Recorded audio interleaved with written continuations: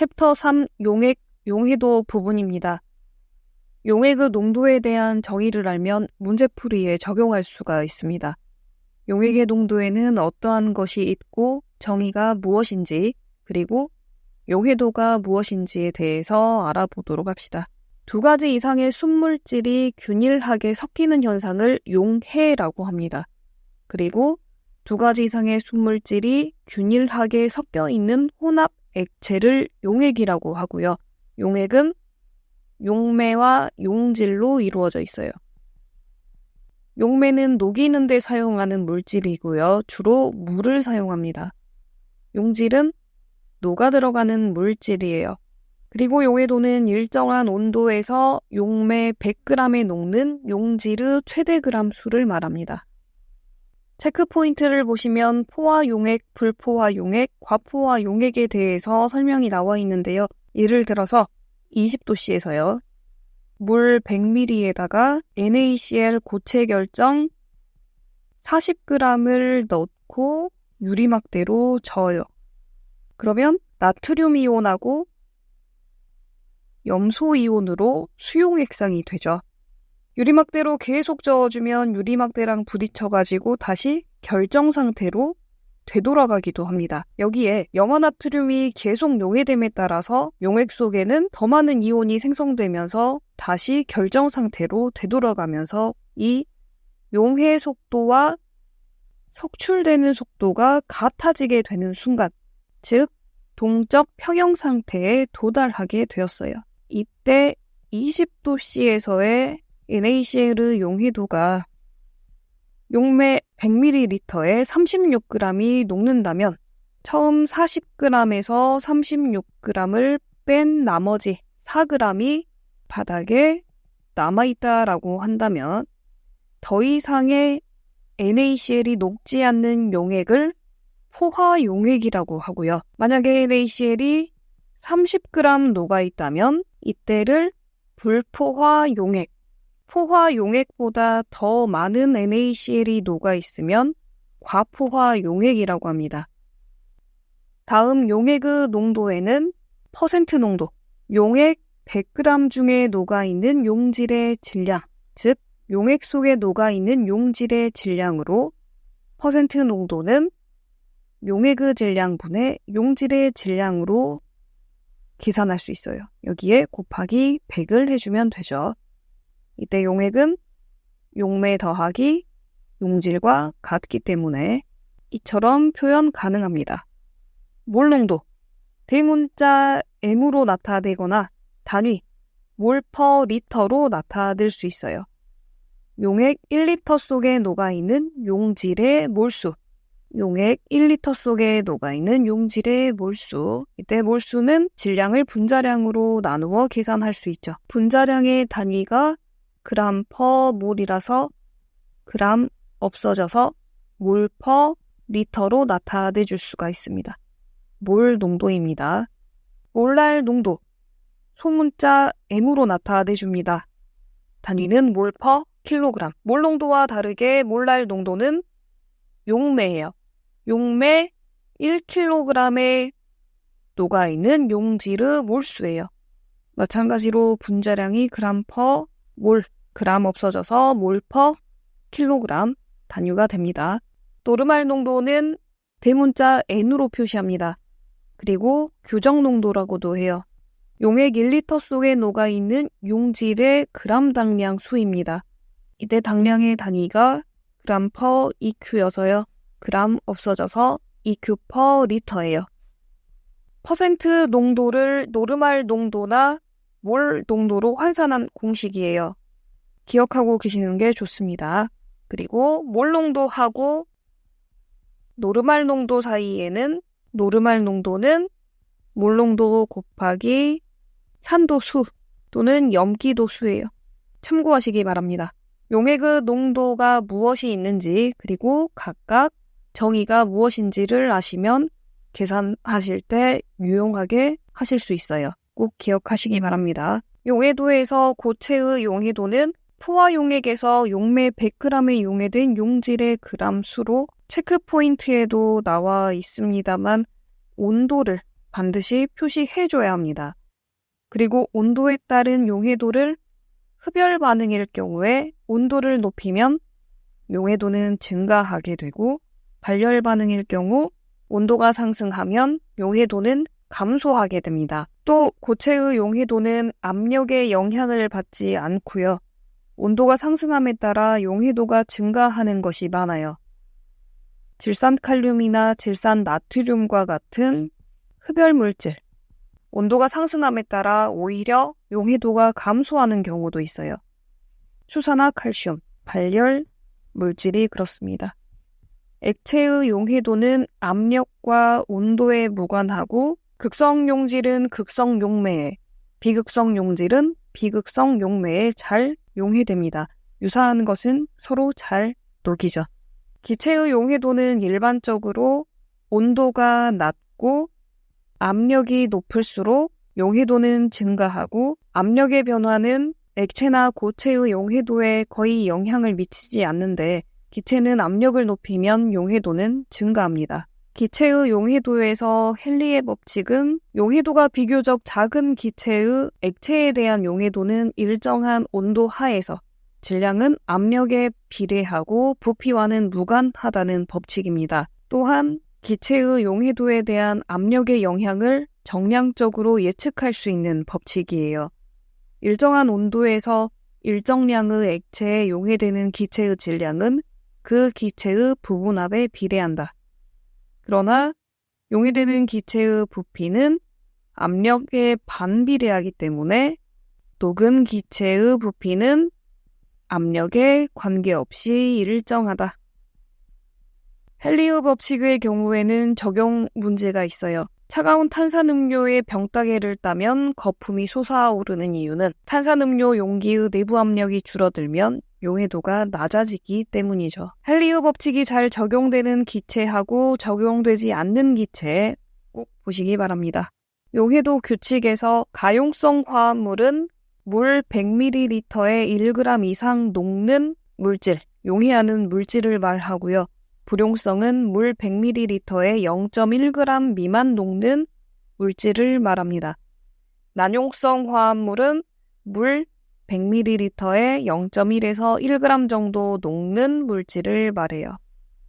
다음은 묽은 용액의 성질로 비휘발성, 비전해질 용액이 녹아있는 묽은 용액에 적용되는 법칙입니다. 라울의 법칙이에요. 비휘발성, 비전해질인 용질이 녹아있는 용액의 증기압 내림은 용질의 몰랄 농도에 비례한다라는 법칙입니다.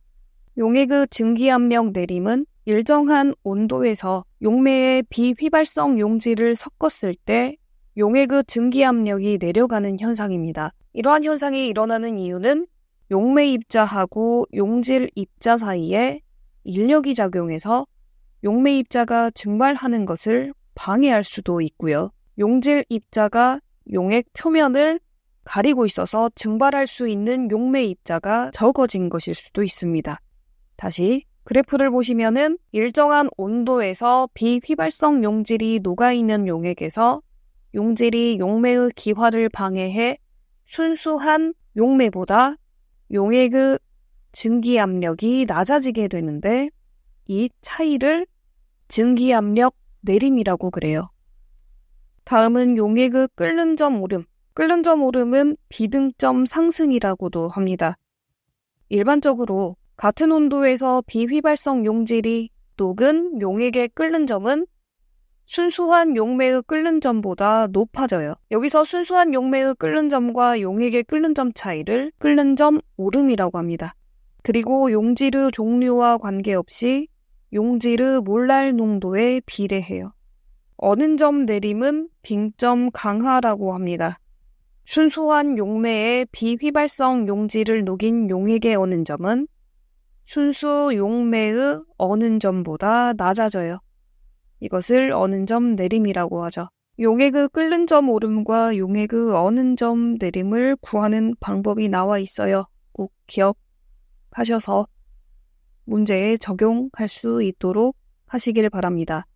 그럼 예를 들어서 어떤 비전해질 12g을 물 60g에 녹였어요. 이 용액이 영하 1.88도씨 빙점 강하 보였을 때 이 물질의 분자량은 어떻게 구할 수 있을까요? 비전해질 용액에서의 용질의 분자량 환산법이 동그라미 3에 나와 있어요. 우선 용액의 어느 점 내림은 몰랄 내림 상수의 몰랄 농도를 곱해준 것과 같죠. 몰랄 농도는 용매 1kg 속에 녹아있는 용질의 몰수하고 같았었죠. 다시 나타내보면 1000g 중에 용매의 질량 분의 용질의 몰수는 질량을 분자량으로 나눈 것과 같죠. 여기에 대입해보면 어느 점 내림은 몰랄 내림 상수 곱하기 이렇게 나타내줄 수 있습니다. 그러면 이 식으로부터 분자량은 이와 같죠. 다시 문제로 돌아와 봐서 이때 물의 몰랄 내림 상수가 1.86이고 용액의 어느 점 내림이 1.88일 때 대입해보면 계산해보면 답은 197.8, 약 198로 분자량을 계산해볼 수 있습니다. 참고하시기 바랍니다. 그리고 삼투압. 삼투압은 반투막을 사이에 두고 농도가 작은 용액 속의 용매 분자가 농도가 큰 쪽으로 이동하는 현상인 삼투 현상에 의해 높아진 용액의 높이에 의해 생긴 압력. 삼투압을 이용해서 분자량을 구하는 방법이 있어요. 반트 호프의 법칙입니다. 삼투압의 법칙. 묽은 용액의 삼투압은 용매와 용질의 종류와는 관계없이 용액의 몰 농도와 절대 온도에 비례한다라는 법칙으로부터 구할 수 있어요. 반트-호프 법칙도 기억하고 계시는 게 좋습니다. 콜로이드가 분산되어 있는 액체를 콜로이드 용액이라고 합니다. 이러한 콜로이드 용액의 특징을 보시면 용질의 크기가 10의 마이너스 7승부터 10의 마이너스 5cm, 침전되지 않고 계속해서 운동하고 있는 용액으로 여과제는 통과하지만 반투막, 투석막은 통과하지 못하는 특징을 가지고 있어요. 콜로이드의 분류가 표에 나와 있는데요. 에어로졸은 공기를 분산매로 하는 콜로이드. 각각의 예에 나와 있습니다. 그리고 에멀전, 서스펜션. 에멀전 같은 경우에는 액체인 분산매에 액체가 분산된 콜로이드. 서스펜션은 콜로이드 입자보다 큰 입자가 분산된 콜로이드를 말하고요. 참고 바랍니다. 다음으로는 콜로이드 용액의 성질을 볼게요. 입자 크기로 생기는 현상, 그 중에 틴들 현상, 콜로이드가 빛을 산란시켜서 빛의 진로가 보이는 현상입니다. 투석은 반투막을 통과하지 못하는 성질을 이용해서 순수한 콜로이드를 정제하는 방법입니다. 다음은 입자의 하전으로 생기는 현상인 전기 영동. 콜로이드 입자는 전기를 띠고 있어서 콜로이드 용액에 전기를 걸면 콜로이드 입자가 플러스 극 또는 마이너스 극으로 어느 한쪽으로 끌려가는 현상을 말하죠. 콜로이드 입자가 침전되지 않는 이유는 분산매의 분자의 충돌로 인해 계속 움직이게 되기 때문에 침전되지 않고 같은 종류의 전기로 대전되어 있어 반발력으로 인해서 침전하지 않습니다. 엉김과 염석, 콜로이드 입자가 전해질과의 전기적 중화로 침전하는 현상입니다. 엉김은 응석이라고도 해요. 전리되는 이온수가 많을수록 엉김 효과가 크고 소수 콜로이드에 소량의 전해질을 가했을 때 침전이 일어나는 현상이죠. 염석은 친수 콜로이드에 다량의 전해질을 가했을 때 엉김이 일어나는 현상을 말합니다. 예로는 두부 만들 때 간수, MgCl2를 넣거나 흙탕물의 강하구에 삼각주 만드는 현상이 예로 들 수 있겠죠. 엉김하고 염석은 이온수가 많을수록 효과가 크게 나타납니다. 체크 포인트에 소수 콜로이드하고 친수 콜로이드 그리고 보호 콜로이드에 대해서 나와 있습니다. 이를 함께 보시기 바랍니다. 소수 콜로이드는 소량의 전해질에 의해 침전이 되는 콜로이드로 분해가 쉬워요. 예로 금속 산화물이나 찰흙, 친수 콜로이드는 다량의 전해질에 의해서만 침전되는 콜로이드로 분해가 어려워요. 녹말이나 단백질, 비누, 한천 등이 해당되고요. 보호 콜로이드는 소수 콜로이드의 침전을 방지하기 위해서 친수 콜로이드를 소량 첨가해 소수 콜로이드를 보호하는 콜로이드로 예로는 먹물에 악효가 있어요. 그리고 불산매의 열운동에 의한 현상으로 콜로이드 용액을 현미경으로 관찰하면 불규칙한 직선 운동을 하는 것을 브라운 운동이라고 합니다. 콜로이드 용액의 성질에서 입자 크기로 생기는 현상인지 입자의 하전으로 생기는 현상인지 그리고 불산매의 열운동에 의한 현상인지 구별하시면서 다시 한번 읽어보시기 바랍니다.